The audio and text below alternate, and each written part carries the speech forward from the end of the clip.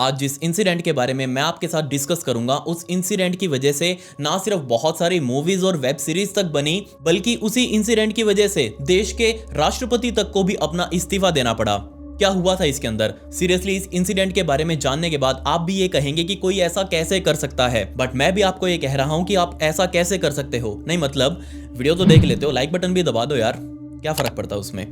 साथ ही subscribe button के ऊपर भी क्लिक कर देना, कमेंट्स में पिक में लिख दे ताकि आने वाली वीडियो में मैं आप में से ही किसी को शाउट आउट दे दूं। Let's dive in.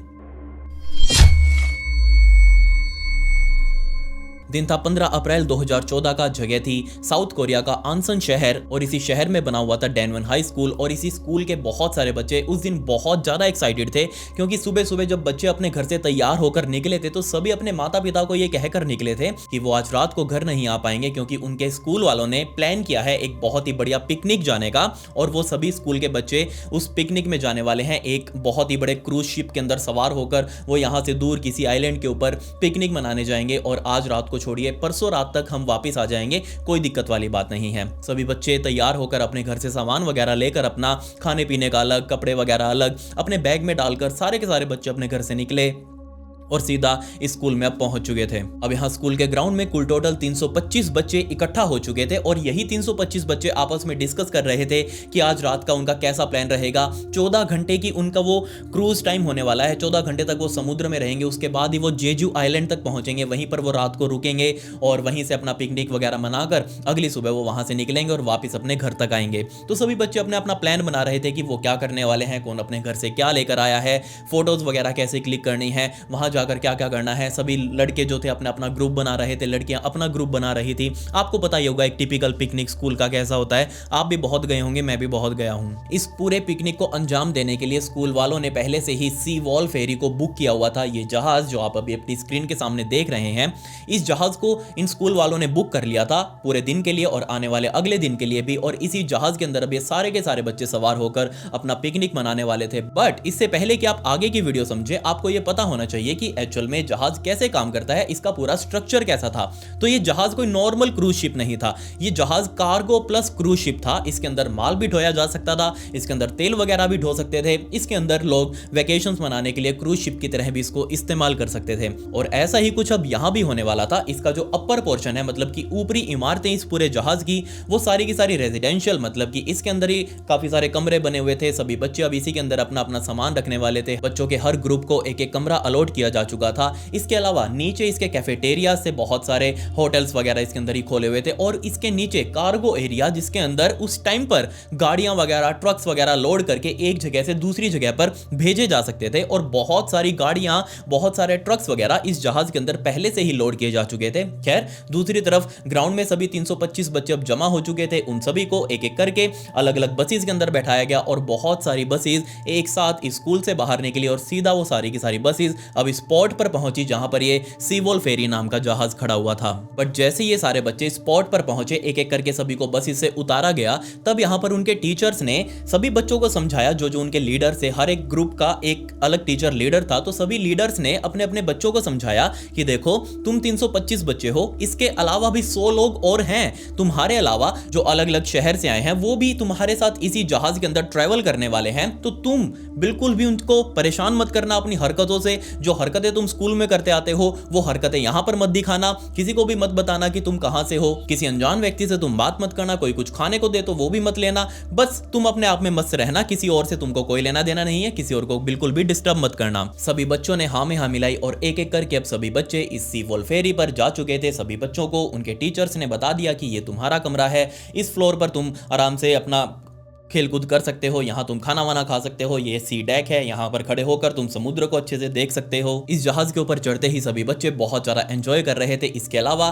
बच्चों के चढ़ने से पहले ही जहाज के अंदर कार्गो एरिया में काफ़ी सारी गाड़ियाँ, ट्रक जो पहले ही चढ़ाई जा चुकी थी, वो भी अब जेजू आइलैंड की तरफ जाने के लिए एकदम प्रॉपर रेडी थी। बट कोई भी जहाज समुद्र में उतरे उससे पहले उसके लिए काफ़ी सारे नियम बनाए जाते हैं कि इसके ऊपर कितना वेट होना चाहिए, कितने टन ये कार्गो अपने साथ लेकर जा सकता है और कितने टन बैलेस्ट वाटर इस जहाज के अंदर होना चाहिए। अभी आपको ये बैलेस्ट वाटर समझ नहीं आया होगा कि क्या होता है, मैं आपको अभी बताता हूं। चलिए, सी वॉल फेरी के लिए उस टाइम पर, उस दिन ये डिसाइड किया गया था कि ये जहाज अपने अंदर सिर्फ और सिर्फ 1000 टन का ही कार्गो लोड करके यहां से वहां लेकर जा सकता है। बट रूल्स के अगेंस्ट जाकर इस जहाज के मालिकों ने इस जहाज के अंदर उस टाइम पर 2200 टन का कार्गो लोड कर दिया, जिसके अंदर बहुत सारी गाड़ियां और ट्रक के अलावा और भी खाने पीने की चीजें जो जेजू आइलैंड पर जाने वाली थी वो सारी की सारी मिलाकर टोटल 2200 टन का भार इस जहाज के ऊपर लाद दिया गया था। इसके अलावा जो भी जहाज आपने अभी तक देखे हैं पानी वाले, ये आपको पानी के ऊपर चलते हुए दिखाई देते हैं, बट क्या आपने कभी सोचा है कि क्या ये सिर्फ पानी के ऊपर ही ऐसे चलते हैं? नहीं, कोई भी पानी वाला जहाज वो आधे के आसपास तो पानी के अंदर ही रहता है। जो आप देखते हैं उसको पानी के ऊपर,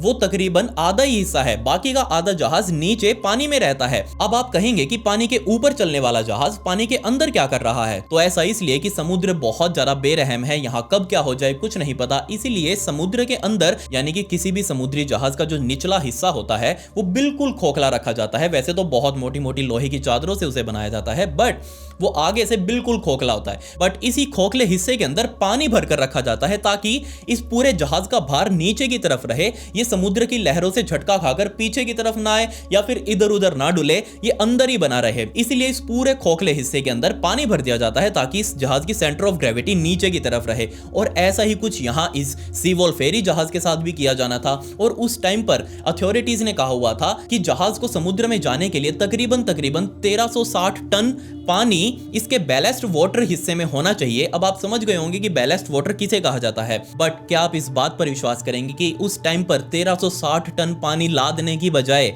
इस जहाज की अथॉरिटी ने सिर्फ और सिर्फ 750 टन बैलेस्ट वाटर ही अपने जहाज के अंदर लोड किया। बाकी जो इतना सारा भार बचा हुआ था उस भार की जगह इन लोगों ने अपना प्रॉफिट मैक्सिमाइज करने के लिए इसके अंदर बहुत सारा एक्स्ट्रा कार्गो लोड कर दिया, ताकि जब जहाज को मेजरमेंट के हिसाब से पास किया जाएगा तब इसका वेट तो इतना ही रहे बट इसके अंदर कार्गो और ज्यादा लोड कर सके। इसलिए क्यों ना हम इसका बैलेस्ट वाटर ही कम कर दें, क्या ही होगा, कुछ नहीं होगा, कोई दिक्कत नहीं है। खैर ये सब चीजें लेकर सीवॉल फेरी नाम का जहाज अपने तट से छोड़कर सीधा जेजू आइलैंड की तरफ निकल चुका था।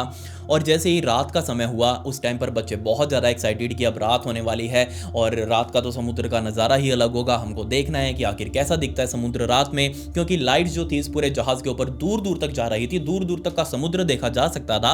और साथ ही जैसे ही रात गहरी होती गई तभी यहाँ पर बहुत सारे फायरवर्क्स, बहुत सारे पटाखों का शो इस जहाज के अंदर शुरू किया गया, जो कि अपर डेक के ऊपर लगाए गए थे बहुत सारे पटाखे, और एक एक करके वो फटने लगे आसमान में जाकर। और सारे बच्चे तकरीबन 450 के आसपास लोग वहां चारों तरफ खड़े होकर आसमान में देख रहे थे कि यार क्या कमाल का शो है यहाँ पर, ये मजा आ गया देखकर। ये सारा फायरवर्क्स का शो देखकर एक एक करके सभी बच्चे अपने अपने कमरों में गए। जाकर बैठे ही थे कि तभी उनके रूम में लगे हुए स्पीकर्स ने अनाउंसमेंट करनी शुरू कर दी कि सभी बच्चे वापस अपने कमरे को छोड़कर डाइनिंग एरिया में आ जाओ, क्योंकि अब उनके लिए खाना लगने वाला है। जल्दी आ जाओ, इतने से इतनी देर तक खाने पीने का टाइम रहेगा। तकरीबन 11 बजे के आसपास सभी बच्चों ने मिलकर डाइनिंग एरिया में आकर खाना वाना खाया और फिर से खाना वाना खाकर एक दूसरे को हाय हेलो करके सभी बच्चे अपने अपने कमरों में गए और जाकर अब सो चुके थे। इस जहाज के लिए यह रात एकदम नॉर्मल सी रही, कोई दिक्कत यहाँ नहीं हुई। तकरीबन सुबह के 7:45 बज चुके थे। 7:40 पर नेविगेशन क्रू जो अभी पूरी रात इस डेक के ऊपर इस जहाज को चला रहे थे वो अब यहाँ अपने कैबिन से बाहर निकले, क्योंकि अब उनकी शिफ्ट पूरी हो चुकी थी, उनको जाकर सोना था। और दो नए नेविगेशन क्रू मेंबर्स जो पूरी रात सोए थे वो अपने कमरों से बाहर निकलकर इस कैबिन में आ चुके थे। और यही दो लोग अब इस पूरे जहाज को कंट्रोल करने वाले थे, इंक्लूडिंग कैप्टन भी इसी में शामिल था। तकरीबन सुबह के 8:15 बजे इन लोगों ने अपने सामने लगी हुई स्क्रीन के अंदर नोटिस किया कि यह जहाज अब मैंगल चैनल के आसपास पहुंच चुका है। अब यहाँ मैंगल चैनल के आसपास काफी सारे छोटे छोटे आइलैंड्स मौजूद हैं और इन आइलैंड्स के बीच में से इस जहाज को निकालना था। बट ये पूरी रात जहाज ऑटो पायलट पर चला था और ऑटो पायलट पर ही रहते हुए ये जहाज इन आइलैंड्स के बीच में से नहीं जा सकता था। इसको मैनुअली ही धीरे धीरे बिल्कुल ही थोड़ी थोड़ी स्पीड से यहां से बाहर निकालना था। तब आगे जाकर जैसे ही यहां बाहर निकल जाता इस चैनल से आगे फिर ये ऑटो पायलट पे हो जाता। और ऐसा ही काम अब इन दोनों क्रू मेंबर्स ने किया, जो कि इनके लिए रूटीन काम था। इनमें से एक क्रू मेंबर ने ऑटो पायलट का बटन ऑफ कर दिया और पूरे जहाज का कंट्रोल अपने हाथ में ले लिया और उसकी स्पीड भी स्लो करके अब ये मैंगल चैनल की तरफ बढ़ चुके थे। बहुत सारे आइलैंड्स इनके आसपास मौजूद थे, उनके बीच में से जहाज रूटीनली, ये पहले भी बहुत बार कर चुके थे काम, तो रूटीनली ये जहाज उनके बीच में से होते हुए आगे की तरफ जा रहा था। 8:35 पर इसी नेविगेशन क्रू की एक मेंबर ने सामने दूरबीन लगाकर देखा तो उसने अपने नेविगेशन क्रू वाले मेंबर को इशारा किया कि तकरीबन जहाज को 5 डिग्री लेफ्ट की तरफ मोड़ दो और हम आसानी से निकल जाएंगे। उसकी बात सुनते ही नेविगेशन क्रू मेंबर ने जहाज को 5 डिग्री लेफ्ट की तरफ मोड़ दिया, बट तकरीबन 7-8 मिनटों तक फिर से दूरबीन की तरफ देखने के बाद उसी नेविगेशन क्रू मेंबर ने फिर से कंट्रोलर को यह कहा कि 5 डिग्री और मोड़ दो। तब यहां उसने सुनते ही 5 डिग्री फिर से जहाज को मोड़ दिया। बट ये जहाज 5 डिग्री और मोड़ते ही वो जो दूरबीन लेकर वो देख रही थी नेविगेशन क्रू की मेंबर, उस टाइम पर जहाज की सिचुएशन क्या है, तभी यहां उसको रियलाइज हुआ कि नहीं नहीं नहीं, यहां कुछ दिक्कत हो गई है, यहां कुछ भसड़ मच गई है। जी हां, क्योंकि जैसे वो दूरबीन लेकर सामने देख रही थी, जहाज एकदम से स्ट्रेट पोजीशन में जा रहा था और 5 डिग्री मोड़ने पर इतना टर्न नहीं आता जितना ये जहाज अब फील कर रहा था। तो जैसे ही उस मैडम ने अपनी दूरबीन हटाकर साइड की तरफ देखा, कंट्रोलर को देखा कि क्या तुमने 5 डिग्री मोड़ा है ना जहाज, क्योंकि मुझे लग रहा है कि जहाज कुछ ज्यादा ही टर्न हो गया है। तब यहाँ उस कंट्रोलर ने उस स्क्रीन पर देखा और उसने नोटिस किया कि नहीं नहीं नहीं मैडम, मुझसे 5 डिग्री नहीं बल्कि टोटल 20 डिग्री टर्न हो चुका है। पहले आपने 5 बोला, मैंने 5 डिग्री टर्न कर दिया, दोबारा आपने 5 बोला, मुझसे गलती से 15 डिग्री वाला बटन दब गया और ये जहाज अब टोटल 20 डिग्री टर्न ले चुका है, वो भी खड़ा मोड़। अब 1-2 डिग्री की बात होती तो कोई बात नहीं, बट यहां तो ये जहाज टोटल 10 डिग्री फालतू मुड़ चुका था। बट आप कहेंगे कि तो क्या हुआ, 10 डिग्री भी कोई ज्यादा नहीं है, इतना तो चलता ही है, पानी है तो दोबारा मोड़ देंगे, उसमें क्या बड़ी बात है। लेकिन यहां एक बात बहुत गहरी यहां पर नोटिस करने वाली ये थी कि ये जहाज बैलेस्ट वाटर इसके अंदर बहुत ज़्यादा कम था और इस बैलेस्ट पानी के कम होने की वजह से ये जहाज आगे से थोड़ा सा उठा हुआ था, क्योंकि पानी तो था ही नहीं, खोखला ही तो था, वो हवाई तो भरी हुई थी उसमें, वो थोड़ा सा आगे से उठा हुआ था। बट जैसे ये 15 डिग्री मुड़ा, उसी टाइम पर वो जो अंदर पानी बचा कुचा जितना भी पानी था वो थोड़ा सा पीछे की तरफ हुआ और जाकर सीधा दीवारों में लगा। और उसी एरिया के ऊपर कार्गो एरिया भी तो मौजूद था, उसके अंदर भी तो बहुत सारी गाड़ियां और बहुत सारे ट्रक्स वगैरह खड़े हुए थे। और दिक्कत यहां इन गाड़ियों और ट्रक्स की वजह से ही शुरू हुई। जैसे ये जहाज मुड़ा, उसी टाइम पर अंदर खड़ी सारी गाड़ियां, सारे ट्रक्स एक के अंदर एक जाकर लगने लगे। जो गाड़ियां दीवार के साथ खड़ी थी वो सीधा दीवार में जाकर लगी, और जो गाड़ियां नॉर्मली खड़ी थी लाइन में वो सारी घिसट घिसट कर सीधा एक दूसरे के अंदर जाकर ठुकने लगी, एक दूसरे के अंदर जाकर पिचक चुकी थी। अब पहले ही ये जहाज 10 डिग्री फालतू मुड़ा हुआ था, 10 डिग्री पहले ही झुका हुआ था, और ऊपर से जैसे ये गाड़ियां एक दूसरे के ऊपर आकर लगने लगी, अब एक गाड़ी आप 1 टन की भी मानकर चलो तो उसके अंदर सैकड़ों गाड़ियां खड़ी थी। वो गाड़ियां जैसे ही स्लिप हो होकर एक साइड आने लगी, उसी टाइम पर इस जहाज के अंदर वेट जो था वो सारा का सारा लेफ्ट साइड में झुक गया। सुबह के तकरीबन 8:49 पर यह जहाज टोटल 22 डिग्री नीचे पानी में झुका हुआ था, और इस पानी में झुकने की वजह से ही जो पीछे कार्गो दरवाजा था, जी हाँ वही दरवाजा जिसको खोल कर ये सारी गाड़ियां अंदर घुसाई जाती हैं, वो दरवाजा पानी के अंदर जा चुका था। और इस पानी के अंदर जाने की वजह से ही समुद्री पानी ने उस कार्गो दरवाजे के अंदर एंटर करना शुरू कर दिया, और इसी वजह से इस कार्गो एरिया का भार अब और ज्यादा बढ़ने लगा। एक साइड ये जहाज अब और ज्यादा तेजी से झुकने लगा। सोचकर देखिए आप, जहां 8:49 पर यह जहाज सिर्फ 21 और 22 डिग्री झुका हुआ था, वहीं 1 मिनट के अंदर 8:50 पर सुबह सुबह यह जहाज टोटल 30 डिग्री तक लेफ्ट साइड में झुक चुका था। और इतना ज्यादा झुकने की वजह से तुरंत ही कैप्टन ने आदेश दे दिए कि इंजनों को बंद कर दो, इंजन रूम में जितने भी लोग काम कर रहे हैं वो तुरंत बाहर की तरफ निकलो। 8:50 पर जहाज के सभी इंजन को बंद कर दिया गया। अंदर काम कर रहे मेंबर्स सीधा बाहर की तरफ निकले और ऊपर मेन डेक पर गए। कैप्टन और सारे क्रू मेंबर्स भी मेन डेक पर जा चुके थे, सारे नेविगेशन कंट्रोलर ऊपर जा चुके थे, ये देखने के लिए कि आखिर इस जहाज के साथ क्या हो रहा है, ये इतना ज्यादा झुका क्यों है। सुबह के तकरीबन 9 बजने वाले थे और इस टाइम तक सभी बच्चे उठ चुके थे, क्योंकि उनको आने वाला पूरा दिन अपना एंजॉय करना था, पिकनिक मनाना था। और इससे पहले कि वो अपना पिकनिक अच्छे से मना पाते, पेट पूजा भी तो करनी थी। सभी बच्चे तैयार होकर अपनी अच्छी अच्छी ड्रेसेस डालकर सीधा डाइनिंग एरिया में पहुंच चुके थे। बहुत बड़ी बड़ी टेबल्स वहां पर लगी हुई थी, तकरीबन 200 बच्चों के आसपास उस टाइम पर वो सभी डाइनिंग एरिया में नाश्ता वगैरह कर रहे थे। कुछ एक बच्चे जो थे वो सो रहे थे, अभी तक भी वो रात को लेट सोए थे तो उनकी नींद अभी तक नहीं खुली थी। जो 100 पैसेंजर्स अलग थे उनके लिए अलग से डाइनिंग एरिया में ब्रेकफास्ट का इंतजाम किया गया था, और वो अलग अपने साइड में उसमें से कुछ 100 में से कुछ ही लोग आ पाए थे ब्रेकफास्ट करने के लिए, वो भी अपना नाश्ता कर रहे थे। बट इसी टाइम पर उन सभी लोगों ने नाश्ता करते करते ही ये आवाज सुनी कि जो जहां पर है वो वहीं पर रहे, डरने वाली कोई बात नहीं है। जी हां, ऊपर डेक पर मौजूद सभी क्रू मेंबर्स ने कैप्टन से पूछा कि कैप्टन अब हमें क्या करना चाहिए। नीचे पैसेंजर्स भी मौजूद है और उनके अंदर तो हाहाकार मच जाएगा जब उनको पता लगेगा कि जहाज 30 डिग्री झुका हुआ है। तब यहां कैप्टन ने क्रू मेंबर को कहा कि जाओ सीधा इंटरकॉम उठाओ और ये अनाउंसमेंट कर दो पूरे जहाज के अंदर कि जो भी व्यक्ति जहां भी है वो वहीं पर बना रहे। क्रू मेंबर सीधा इंटरकॉम के पास गया, उसने इंटरकॉम उठाकर सीधा अनाउंसमेंट कर दी कि जो भी जहां पर है, अगर कमरे में है तो कमरे में रहे, डाइनिंग एरिया में है तो डाइनिंग एरिया में रहे, डेक पर है तो डेक पर रहे, और बालकनी में है तो बालकनी में रहे। किसी को भी हिलने की जरूरत नहीं है। बहुत जल्दी ये सब कुछ ठीक हो जाएगा। ये बात सुनते ही सभी बच्चे जो वहां पर नाश्ता कर रहे थे, जो अलग से पैसेंजर्स वहां पर नाश्ता कर रहे थे, वो सभी शांत हुए। कोई दिक्कत नहीं है, नॉर्मली है, उनके लिए ये चीज रूटीन है, हो जाएगी ठीक। ये सारे अनाउंसमेंट सभी कमरों के अंदर भी पहुंच गई थी। तो जहां बच्चे सो रहे थे जिन कमरों में, उन सभी के अंदर एकदम से हाहाकार समझ गया कि आखिर क्या हुआ, ये अनाउंसमेंट क्यों हुई है, जहाज इतना झुका हुआ था क्यों है। तो सभी बच्चे अपने अपने कमरों से बाहर निकले। अब क्योंकि जहाज ये थोड़ा सा झुका हुआ था, थोड़ा सा तो क्या 30 डिग्री झुका हुआ था, तो एक खड़ी चढ़ाई बन चुकी थी। उनके लिए अपना एक कमरे का दरवाजा खोलना भी चढ़ाई चढ़ के खोलने जैसा हो चुका था। खैर जैसे तैसे बच्चे अपने अपने कमरों से बाहर निकलकर अलग अलग कमरों में गए, जाकर बात करने लगे। और उस टाइम पर बहुत सारे बच्चों ने वीडियोस तक रिकॉर्ड करी, ये कहते हुए मजाक बना रहे थे सभी बच्चे कि देखना हमारा जहाज टूट जाएगा, ये टाइटैनिक की तरह डूब जाएगा। आप एक बार वो एक्चुअल फुटेज देख लीजिए जो उस टाइम पर बच्चों ने आपस में हंसी मजाक करते हुए रिकॉर्ड करी थी, ये कहते हुए कि ये जहाज अब डूबने वाला है। 진짜 죽는 거 아니야? 이거 상황이 아니야. 이거 실제라고. 야 누구 구명조끼 좀 꺼내와라. 아니 뭘 꺼내.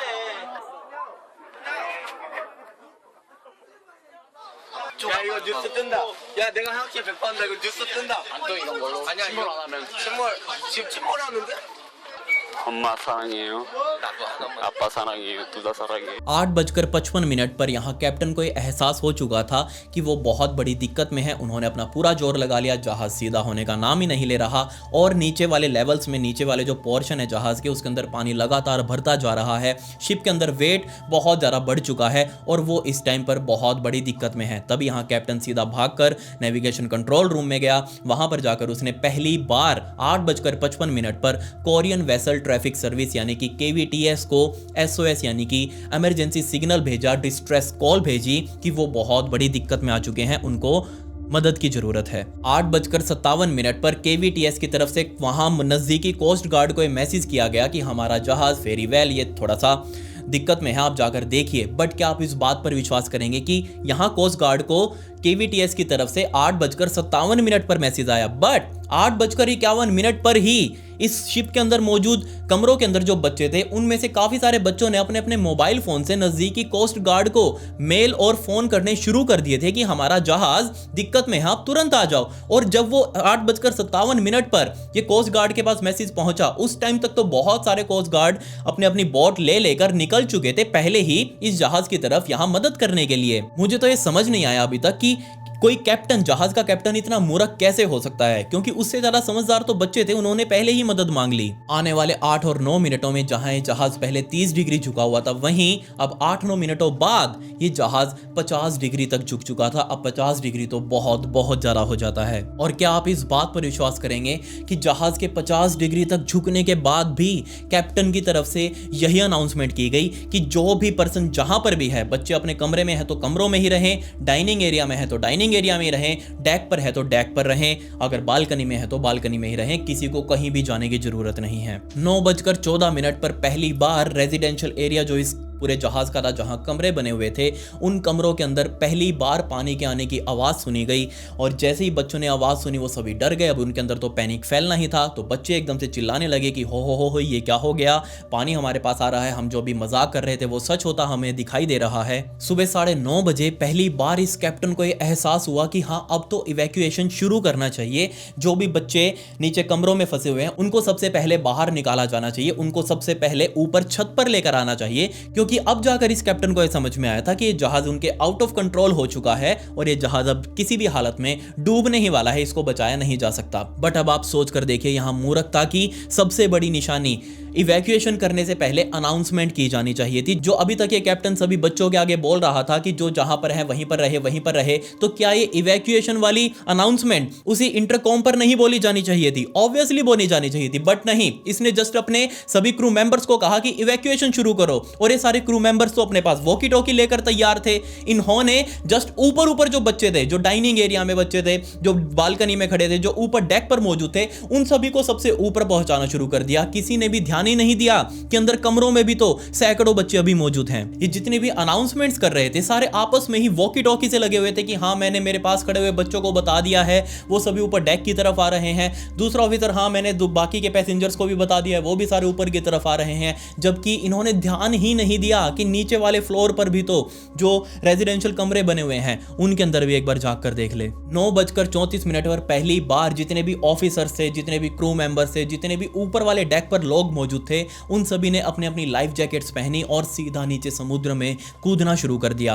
अब क्योंकि वो समुद्र में कूद चुके थे तो आसपास काफी सारी फिशिंग बोट्स थी और वो सभी ने देख लिया था कि ये जहाज नीचे डूबता जा रहा है, इनकी हेल्प के लिए चलो। तो बहुत सारी फिशिंग बोट्स वहां पर मौके पर आ चुकी थी और ये सभी के सभी लोग जो अब समुद्र में कूदे थे वो एक एक करके सभी फिशिंग बोट्स के ऊपर चढ़ चुके थे। अब जो बात मैं आपको बताने वाला हूं उसको सुनकर शायद आपका दिल टूट जाए, आपका दुनिया से विश्वास ही उठ जाए और आप कभी ऐसे जहाज में बैठने से पहले 100 या 1000 बार सोचें। जी हाँ, 9:38 पर अंतिम बार इस जहाज के कैप्टन द्वारा कोस्ट गार्ड को डिस्ट्रेस सिग्नल भेजा गया। उसमें कहा गया कि हमारी हेल्प करें, बट 9:38 पर ही फिशिंग बोट पर लगे हुए कैमराज ने ये कैप्चर किया कि इस टाइम पर ही ये कैप्टन इस जहाज को यानी कि अपने ही सी वॉल फेयरी जहाज को लावारिस छोड़कर फिशिंग बोट पर अपनी जान बचाने के लिए चढ़ चुका था, जबकि अभी भी इस जहाज के अंदर सैकड़ों बच्चे और पैसेंजर्स मौजूद थे। और क्या आप इस बात पर विश्वास करेंगे कि अंतिम बार भी जाते जाते इस कैप्टन ने यही अनाउंसमेंट करी कि जो भी जहां पर है, जिस कमरे के अंदर है वो कमरे के अंदर ही रहे, डेक पर है तो डेक पर ही रहे, डाइनिंग एरिया में है तो डाइनिंग एरिया में ही रहे, तुम सभी वहीं रहो, मैं तो जाकर अपने फिशिंग बोट पर अपनी जान बचा रहा हूं। जबकि कमरों में मौजूद बच्चे बेचारे अपने अपने फोन से वीडियोस रिकॉर्ड कर रहे थे, अपने अपनी स्थितियां घर वालों की तरफ मैसेज कर रहे थे, फोटोज क्लिक कर करके घर वालों को भेज रहे थे कि देखो हम कैसे फंसे हुए हैं। आप एक बार जरा उनकी वो वीडियोस देखिए, कितना भयानक सीन रहा होगा, कैसे इन बच्चों ने बेचारों ने अपने आप को शांत रखा होगा। इनको कोई आइडिया नहीं था कि ये इनकी अंतिम मैसेजेस होने वाले हैं, ये इनकी अंतिम फोन कॉल्स होने वाली हैं। इनको तो अभी भी उम्मीद थी कि कैप्टन ने अनाउंसमेंट करी है कि जहां जो है वहीं रहे, हमको भी बचा लिया जाएगा। ये तो उम्मीद में थे कि हमारे साथ रेस्क्यू होगा हमारा।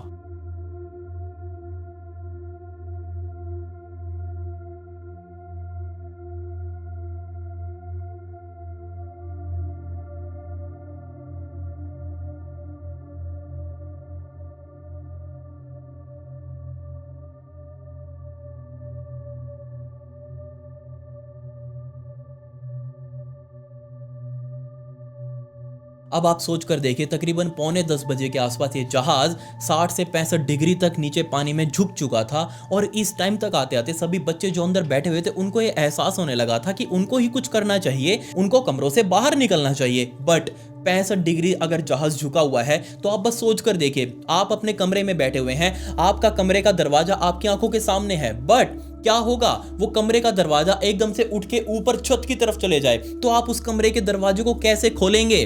बिल्कुल ऐसा ही कुछ यहाँ अंदर मौजूद सभी स्टूडेंट्स को लग रहा था। इन स्टूडेंट्स के सामने दरवाजा तो था, वो निकलना तो चाह रहे थे उसमें से, बट निकले कैसे। वो दरवाजा ऐसे उठकर ऊपर छत में जा घुसा था, उस छत में भी तो चढ़ने में टाइम लगने वाला था। क्या आप इस बात पर भी विश्वास करेंगे कि बच्चों को एक एक करके उस दरवाजे से बाहर निकलने में भी 15-15 मिनटों का समय लग रहा था। तब यहाँ अंदर सभी मौजूद बच्चों ने नोटिस किया कि पानी अब बहुत तेजी से उनके कमरों की तरफ आ रहा है। इस पानी की आवाज सुनते सुनते सभी बच्चों ने अपनी अपनी लाइफ जैकेट्स, उनको पता था कि कहां पर है, वो सभी लाइफ जैकेट्स निकाली, अपने अपने कमर में डाली, उसको टाइट किया। उन सभी ने उस टाइम पर यह सोचा हुआ था कि जैसे ही पानी हमारे कमरे में एंटर होगा, इस लाइफ जैकेट की वजह से हम पानी में तैरने लग जाएंगे, ऊपर उठेंगे, ऊपर उठते ही हम दरवाजा खोल देंगे और दरवाजे से बाहर निकलकर भाग जाएंगे। बट ऐसा होने के चांसेस लगभग ना के बराबर ही थे, क्योंकि इतना कुछ करना, जहाज झुका हुआ है तकरीबन 70 डिग्री, कैसे कोई ये चीज कर पाता। तकरीबन सुबह 10 बजे के आसपास पहली बार कोस्ट गार्ड की बोट्स, जो अभी तक तो सिर्फ फिशिंग बोट जो आसपास मौजूद थी वही यहां पर रेस्क्यू का काम कर रही थी, बट 10 बजे कोस्ट गार्ड भी यहां पर आ गया। अब यहां कोस्ट गार्ड ने सबसे पहले उन्हीं को बचाना शुरू किया जो ऊपर मौजूद थे, जो कि ऑब्वियसली रूल भी यही था कि सबसे पहले जिसको बचाया जा सकता है उनको बचाओ, बाद में औरों को देखेंगे। उन सभी को अपनी बोट्स पर लादने के बाद अब आप सोच कर देखिए, इस जहाज की जो डूबते हुए जहाज की खिड़कियां बाहर जो दिख रही थी, दिख रहा था कि उन सामने खिड़कियों के अंदर पानी भरता जा रहा है। बट इससे भी दिल दहला देने वाली बात यह थी कि इन सभी खिड़कियों के अंदर बच्चे भी मौजूद थे। वो अपना हाथ हिला रहे थे, उनको दिख रहा था सामने कि यहाँ ये लोग हमें बचा सकते हैं। बट कैसे, उनको कैसे बचाया जा सकता था? क्या यहाँ पर ये कोस्ट गार्ड वाले लोग अंदर जाते जहाज के अंदर और फिर एक एक करके बच्चों को बाहर निकाल कर लेकर आते? ऐसा पॉसिबल ही नहीं था। एक बच्चे को निकालने में ही इस तरीके से तो घंटों का समय लगने वाला था। बट अब इस जहाज के पास कुछ ही मिनटों का टाइम था। ये जहाज अब जल्दी ही समुद्र में डूबने भी वाला था। बेचारे बच्चे खिड़कियों पर रह रहकर हाथ मार रहे थे कि हमें बचाओ, हमें बाहर निकालो। वो सामने कोस्ट गार्ड को देख रहे हैं। उनको पता है कि अगर वो खिड़की से बाहर निकल गए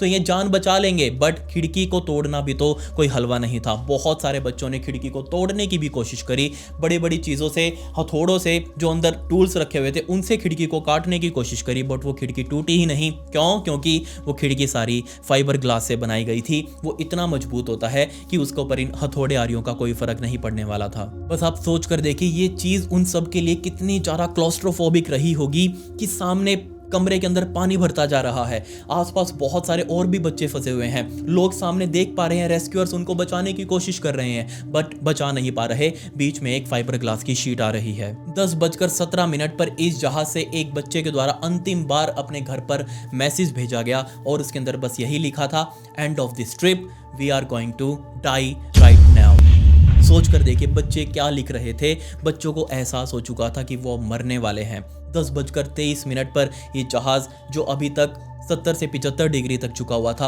वो पूरा फिर से पलटा और अब नीचे की तरफ जाने लगा। आने वाले 1 घंटे के अंदर सिर्फ ये कोस्ट गार्ड आसपास खड़े देखते ही रहे क्योंकि सामने कोई इलाज ही नहीं था जहां से वो बच्चों को बचा कर ला सकते थे। अब ये जहाज उल्टा हो चुका था। जहां ये जहाज पहले डेक इसका ऊपर था वो डेक अब नीचे की तरफ था और नीचे वाला बैलेस्ट वाटर वो वाला हिस्सा ऊपर की तरफ आ चुका था। अब कोई सवाल ही नहीं बचता कि इस जहाज के अंदर से बच्चों को बाहर निकाला जा सके। तकरीबन 1 घंटे तक वहां खड़े हर रेस्क्यूअर ने इस जहाज को डूबते हुए देखा और सच कहूं तो ये रेस्क्यूअर्स इसी चीज का वेट कर रहे थे कि कब ये जहाज डूबे और वो दोबारा से एक बार फिर से रेस्क्यू ऑपरेशन शुरू कर सके। अब आप कहेंगे डूबने के बाद कौन सा रेस्क्यू ऑपरेशन? जी हां, उन सभी को उम्मीद थी कि जैसे ये जहाज डूबेगा इस जहाज के अंदर काफी सारी एयर पॉकेट्स बन जाएंगी। अब आप कहेंगे कि एयर पॉकेट क्या होती है? अब मैं आपको फिर से एक एग्जांपल देता हूं। एक पानी से भरे हुए टब के अंदर एक बाल्टी को उल्टा कर घुसाइए।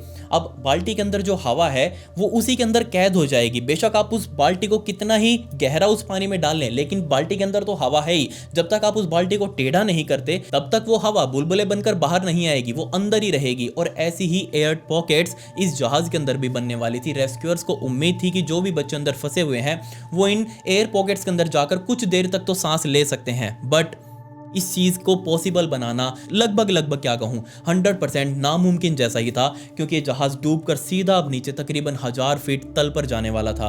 अब बात कर लेते हैं कुछ आंकड़ों की। सुबह 9:30 बजे से लेकर सुबह 10:15 बजे तक तकरीबन 170 लोगों को अलग अलग तरीकों से रेस्क्यू किया गया। किन्हीं को हेलीकॉप्टर से वहां से उठाया गया, किसी को मछुआरों की बोट जो थी उनके ऊपर रेस्क्यू किया गया, किसी को कोस्ट गार्ड की बोट पर रेस्क्यू किया गया। लेकिन क्या आप इस बात पर विश्वास करेंगे कि इन 170 लोगों में से तो 26 इस जहाज के क्रू मेंबर्स ही थे और उन 26 में से एक इस जहाज का कैप्टन भी मौजूद था। उसको पता था कि इस सिचुएशन में क्या करना है बट उसने सिर्फ अपनी जान की परवाह करी। अंदर जो 350-400 जानें और थी उन सभी को मरने के लिए छोड़ दिया। इससे भी बड़ी दिक्कत की बात यहाँ इस कैप्टन ने ये करी कि जैसे इस कैप्टन को रेस्क्यू किया गया इसने कोस्ट गार्ड को बताया ही नहीं कि असल में अंदर कितने लोग फंसे हुए हैं, क्या क्या उनकी पोजीशंस है, क्या क्या उनकी लोकेशंस है, कहां कहां से हम उनको बचाकर ला सकते हैं। बेचारे कोस्ट गार्ड वालों को थोड़ी ना पता है कि इस जहाज के रास्ते कैसे हैं, कहां पर बच्चे मौजूद हैं, किस लोकेशन पर मौजूद हैं। ये तो सारी कैप्टन को ही बतानी चाहिए थी। सभी जानकारियां सबसे पहले उसको कोस्ट गार्ड को देनी चाहिए थी। बट यहां नहीं, कैप्टन को तो अपनी जान की परवाह थी। उसको कोई ना पहचाने, उसको कोई कैप्टन ना माने, उसने अपनी यूनिफॉर्म तक उतार कर फेंक दी। वो नॉर्मल ड्रेसेस में आ गया। वो नॉर्मल अपनी जो उसने निक्कर और टी शर्ट डाली हुई है वो पहनकर वो कोस्ट गार्ड के सामने गया। यहाँ कोस्ट गार्ड को भी लगा कि ये कोई पैसेंजर ही है, इसको तुरंत बचाओ। उसको बचा लिया गया। बाद में उसने बताया कि जनाब वो तो कैप्टन है। कोस्ट गार्ड को सिर्फ यही लग रहा था कि बाकी बचे कुछ लोगों को मछुआरे बचा कर ले गए और जो डेक के ऊपर दिख रहे हैं लोग यही तो है जिनको बचाना है। बाद में उनको पता चला कि 300 से ज्यादा लोग तो अभी भी इस जहाज के अंदर ही फंसे हुए हैं। उनको एक कैप्टन नाम का बाबूजी ये कहकर आया हुआ है कि जो भी जहां पर है वो वहीं पर रहे, कोई भी अपनी जगह से मत हिले। और वो इस चक्कर में हिले ही नहीं, इस सिर्फ कैप्टन के कहने पर। अब इस पूरी स्टोरी का सबसे डार्क पार्ट, जी हाँ, अगर ये मैसेज, ये इवैक्यूएशन वाला मैसेज ये कैप्टन पूरे इंटरकॉम की सहायता से सुबह 9 बजे या फिर 9:05, 8 मिनट, 10 मिनट तक भी जहाज के अंदर फैला देता तो भी इस पूरे इंसिडेंट में लगभग सभी लोगों को बाहर बचाया जा सकता था। सभी लोग ऊपर सेफ जगह पर आ सकते थे और आसपास इतनी सारी बोट्स खड़ी थी, उन सभी बोट्स के अंदर इन सभी पैसेंजर्स को लादा जा सकता था, इनको बचाया जा सकता था। बट नहीं, कैप्टन तो सिर्फ यही कहता रहा, जो जहां पर है वो वहीं पर रहे। इस बेवकूफ कैप्टन की इन अनाउंसमेंट्स की वजह से 304 लोग इस जहाज के अंदर अपनी जान गंवा बैठे। इस जहाज के अंदर फंसकर उनकी मौत हो गई। सोचकर देखिए बस आप, कितना क्लॉस्ट्रोफोबिक रहा होगा उनके लिए कि उनको पता है सामने से पानी आ रहा है, ये जहाज डूब रहा है, बट फिर भी कैप्टन कह रहा है कि ये जहां पर है जो वो वहीं पर रहे।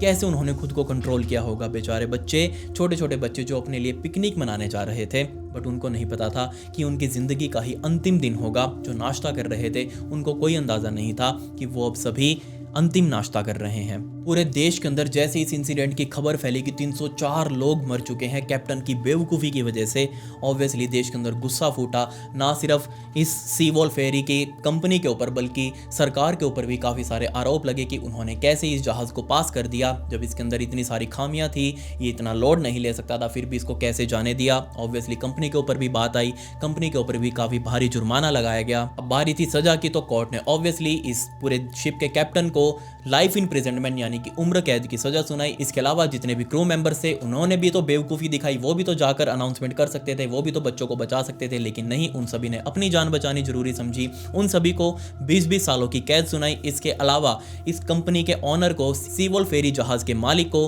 10 सालों की गैर जमानती सजा सुनाई गई। इसके अलावा देश के प्राइम मिनिस्टर ने दबाव झेलते हुए, अब ऑब्वियसली पॉलिटिकल दबाव तो आना ही था, उनके कार्यकाल में रहते हुए इतना बड़ा एक्सीडेंट हो गया, सरकार तो इसमें शामिल होनी थी फिर, तो सरकार के ऊपर दबाव बनने की वजह से देश के प्राइम मिनिस्टर को भी अपने पद से इस्तीफा देना पड़ा, इस दुख को जताते हुए कि नहीं, हम इस चीज़ का बोझ और नहीं झेल पाएंगे, मैं इस्तीफा देता हूं। अब आप सोच कर देखिए, बेचारे उन बच्चों का क्या कसूर था। वो तो जस्ट विश्वास करके अपने लीडर्स के ऊपर, इन कैप्टन के क्रू मेंबर्स के ऊपर, कैप्टन के ऊपर, इनके ऊपर विश्वास करके तो वो अपना ट्रैवलिंग कर रहे थे। लीडर्स ने कहा था कि कैप्टन जो भी अनाउंसमेंट करे उस चीज़ को फॉलो करना आप लोग, और वही वो काम कर रहे थे बच्चे। बट नहीं पता था उनको कि 304 लोग वापिस ही नहीं आएंगे। 304 बच्चे, जिनके अंदर कुछ एक पैसेंजर्स भी शामिल थे, बट 250 से ऊपर तो वो मासूम बच्चे ही थे स्कूल वाले, जो बेचारे सिर्फ पिकनिक के लिए गए थे और वापस कभी घर आए ही नहीं। आने वाले दिनों में बेचारे परिवार वालों ने खुद से प्राइवेट डाइवर्स को हायर किया ताकि वो नीचे जाकर 1000 फीट बेचारे बच्चों की बॉडी तो लेकर आ सके। ना के बराबर ही बॉडीज वापस आ पाई। तकरीबन 200 सेल फोन्स, 200 मोबाइल फोन्स जरूर रिकवर किए गए अलग अलग हिस्सों में जहाज़ के। वहाँ से वो सेल फोन बेचारे घर वालों को ला कर दिए गए अंतिम याद के ऊपर। आज भी वो सेल फोन्स उन्हीं बच्चों के कमरों में परिवार वालों ने रखे हुए हैं उनकी याद में कि हाँ, हमारा बच्चा कभी यहाँ गया था और वो वापस ही नहीं आया। आप मुझे बताइए इस इंसिडेंट के बारे में आप क्या समझते हैं। आपकी राय मुझे नीचे कमेंट सेक्शन में चाहिए। इसके अलावा अगर आपको इस पूरे इंसिडेंट की बैक स्टोरी और भी फुटेज देखनी है जो मैं यहाँ नहीं लगा सकता, तो आप जाकर मेरे इंस्टाग्राम के ऊपर वहाँ ब्रॉडकास्ट चैनल ज्वाइन कर लीजिएगा। वहाँ मैं आज पोस्ट करने वाला हूँ, तो आपके हाथ से फॉलो बटन भी जरूर क्लिक हो जाना चाहिए। खैर, पिछली वीडियो का शाउट आउट प्रिया कुमारी को and comment pick me to get a shout out in next video. मिलते हैं अगली वीडियो में। ये वीडियो देखने के लिए धन्यवाद।